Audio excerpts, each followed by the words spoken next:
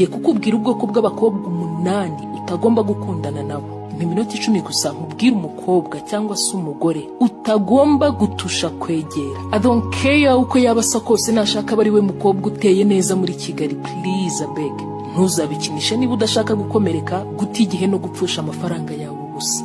Number 1, umukobwa wa mbere ugomba gutinya ni umukobwa usesagura amafaranga ntacyo yitayeho. Igitangaje ku mukobwa nk'uyu sesha, amafaranga atakaza uko abyumva ugira ngo ni nayaba yakoreye, n'ay'ababyeyi be cyangwa se boyfriend we. Niba uri umusore ukiyubaka, wenda sofa ntibimeze nabi, ariko nanone hari ahandi wifuza kugera uri guharanira, ariko wenda ukaba hagati aho unifuza n'umukobwa ufite gahunda mwakundana, like someone you can take seriously, umuntu uteganya no kuba wagira umugore mu gihe kiri imbere. Niba ari uko bimeze, please don't date this type of girl. Umukobwa nk'uyu ntuzamuterete. They are not thoughtful. Bene nk'uyu ntanatekereza mbere yo kugira icyo agura cyangwa se atangaho amafaranga atari ngombwa. She needs everything in the world. Buri kimwe cyose aba yumva gishaka. Numuhitishamo aho musohokera bwa mbere ukumva kubwiye Marriott, baby boy, uzatekereze kabiri keretse naba ari uri bwishyure. Number 2, Delaya. Umukobwa w'umubeshyi nawe uzamutinya. Hari ubeshya completely, hari ukubwiza ukuri ariko kwigica. Akakubwira ko yasohotse ariko ntakubwira uwo bajyanye. That's what we call white lies. Icyo nicyo biti kinyoma cyera. Uyu we nta nubwo mutindaho rwose, kuko nawe uzi impamvu utagomba kujya muri relationship nawe. Ese wabana n'umuntu udashobora kwizera? My friend, aha ndavuga umuntu ushobora kugira umugore, umuntu muzamarana ubuzima bwawe bwose, umuntu uzakurara impande every day. Niba ari umuntu ukubwira ikintu kabone nubwo kwaba ari ukuri ugashidikanya, if you cannot trust her, then what's the point? Niba ari umuntu udashobora kwizera, muracyari kumwe ngo bigende bite, like seriously. Number 3, the chronic flirt. Umuntu udatoranya, inshuti ya bose mbese. This one is a big red flag. Ababo ntaho batari, they are everywhere. Uyu ni umukobwa muba muri relationship ariko ugasanga ni n'inshuti y'umutipe mukorana. What? Atari uko bari basanzwe baziranye na mbere hose, no. Bamenyanye ari wowe ubahuje, ariko uko baje kuba inshuti byo ntubu byumva. Umusore wese umusabye ko basohokana ntashobora kuvuga no. Aba yagurutse, abyumva vuba, aba afite abasore nk'icumi bamuhamagara ku munsi, kandi bose akakubwira ko ari abajama be gusa. Utise Claudette, kuba mukundana bivuze ko nta wundi muhungu wamuvugisha? Umva rero, what ends up happening, she finds herself in a tricky situation where she's gonna have to choose between you and someone else. Bakobwa reka mbabwire, iyo usohokanye n'undi musore kabone nubwo yaba ari inshuti isanzwe, wowe ushobora kuba uvuga uti nta birenze, nta kidasanzwe kiri hagati yacu, ko ari ugusohoka gusa. Ariko mu by'ukuri ntubuzi icyo uwo mutipe wundi watekereza agutekerezaho. Washobora kuba bibona nk'amahirwe umuhaye yo kugera no kuri bwa bushuti budasanzwe. Murasohokanye bwa mbere, wenda kujyanye n'ahantu heza urahakunze, ubutaha sinagutumira uzanga. Aha rero niho wisanga muri situation igoye yo guhitamo hagati ye na boyfriend wawe n'umukunzi wawe. Nakunze cyane igisubizo cya Steve Harvey. Bamubaza niba afite inshuti z'abagore nawe ati no, ntazo, kubera ko buriya rega umusore n'umukobwa ntibashobora kugira just friendship, ubushuti busanzwe ntibibaho. Umuhungu abategereje ahantu hato gusa azakura chance akakwereka ko nawe burya yabasha ibirenze iby'umugabo wawe cyangwa se boyfriend wawe agukorera. Ati wapi kabisa Claudette, twese suko duteye. Njye mfite inshuti nyinshi z'abakobwa kandi nta kindi kiduhuje n'abantu bangiye gusa tu. It's okay, komeza ukururane nabo, uzambwira uko bizarangira. Aha niho ujya kumva umugore wawe yaguciye inyuma hamwe na wa mutipe yakubwiraga ko ari inshuti ye gusa. Typically when you meet a woman who really likes you, she has no time for anybody else. Umukobwa ugukunda mu by'ukuri nta gihe aba afitiye abandi basore.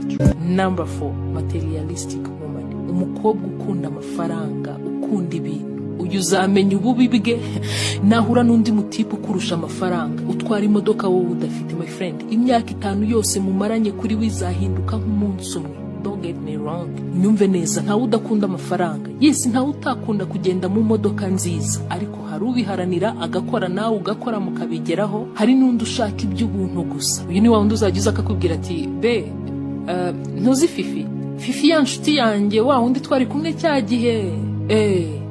Uwo nyine uzi ko umugabo we ejo bundi yamuhaye imodoka nshya y'umuzinga kuri anniversary ye. Iba bikubwira ugira ngo ni updates gusa ari kuguha, ariko burya ni pressure bagushyiraho. Asa nk'ukubwira ati abandi bagabo batanga kontake muri birthday gift, ureke bwa bushenete bw'amafuta ujya unzanira. A man's money will never excite an independent woman. Umugore wishoboye ntashobora gukururwa n'amafaranga y'umugabo. never. Kuri bo bayafata nka just bonus, not a ladder to upgrade. Number 5, the what's mine is mine type of woman. Umugore uvuga ngo ibyanjye ni ibyanjye ariko iby'umugabo ni ibyacu. Fear this person. Niba ushaka urugo rwiza uyu nawe umukure mu bakobwa warwitekaho.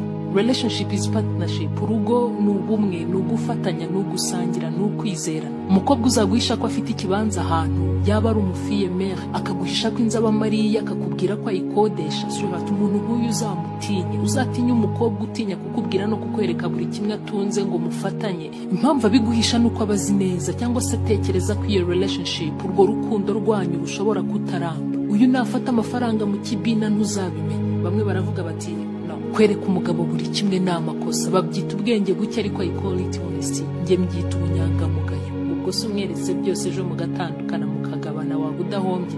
Let me ask you, mbwira ubaye uzi ko inzu uri kubaka mu myaka 2 izaba ihiye, wayitakazaho amafaranga angana iki? Hafi ya ntayo, right? None se nujya kubaka urugo uvuga ngo rushobora kutaramba, urumva commitment yawe, uruhare rwawe mu gutunganya ibyo usabwa mu rugo izaba ingana iki? Harya urwo rugo ruzamara imyaka ingahe? See, if any relationship is going to succeed, it will take a bit of compromise from both parties. Relationship ifite icyerekezo isaba ubushake bungana ku mpande zombi, kandi burya urugo rwajemo amabanga urwo ruba rwasenyutse. Insecure woman. Undi mukobwa ugomba kwirinda niba udashaka guta igihe. Umukobwa utiyizeye. Uyu ni wa wundi uzakubona uri muri telefone akumva ko byanze bikunze uri kuri chat n'abandi bakobwa. Aba afite ubwoba ko atari byose wifuza ku buryo arangaye gato abandi bamugutwara. Uyu mubwira ko yambaye neza aberewe akumva umubeshya, wamubwira ko umukunda agatinda kubyizera. She feels like she doesn't deserve you. Akubaza buri segonda niba umukunda koko. This girl is going to make your life miserable. Uyu nawe azakugezayo ndakubwiye.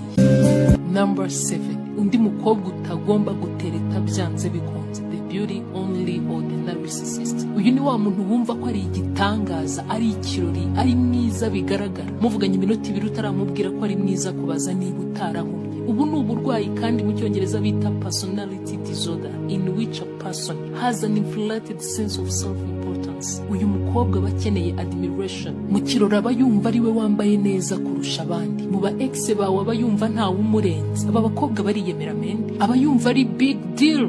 Arasuzugura and they are hard to please. Biragoye kumunezeza. Ntashobora kugenda muri bisi kandi nta modoka agira. Ni moto cyangwa taxi voiture c'est tout. Men ukeneye wa mukobwa ushobora no kugenda mu gikamye inyuma hejuru byakomeye. Yes, ni mwiza ateye neza ariko ntugomba guhora ubiririmba ngo akunde yishime. Come on. Uyu ni mukunda nazajya yumva ari urenze muri relationship yanyu. Yumva ko ari wowe munyamahirwe kuba umufite. Kandi iyo bavuze urukundo wabyumva mu buryo bwe. Aba yumva kuba ari mwiza ateye neza kuri we egari gukundwa. This is really gonna be a big problem for you, Isako. And finally, I'm not ready type of woman. Umukobwa wa munana ari nawe wanyu mutagomba gutereta, nuzakubwira ko atari tayari kujya muri relationship. Hari ukwihorera akakumvira ubusa ntanaguhakanire byibuse, ahubwo akakureka ugata igihe koko. Kandi koko hari bamwe muri mwe mu basore bemera guta igihe, ukamusohokana impano za buri munsi, ngaho ninde umwifurije isabukuru nziza saa 6 z'ijoro, ni wowe kwibwira ko iyo consistency izatuma ageraho akabiza. You sadly mistaken his word. If she opens up her lips and tell you that she's not ready for this, yes, believe her. Nakubwira ko atari ready, uzamwizere kuko koko ntaba ari tayari. Don't force pieces that don't fit, honey. If it doesn't open, it's not your door, that's it. We force ibintu niba hadafunguka nuko uwo muryango atari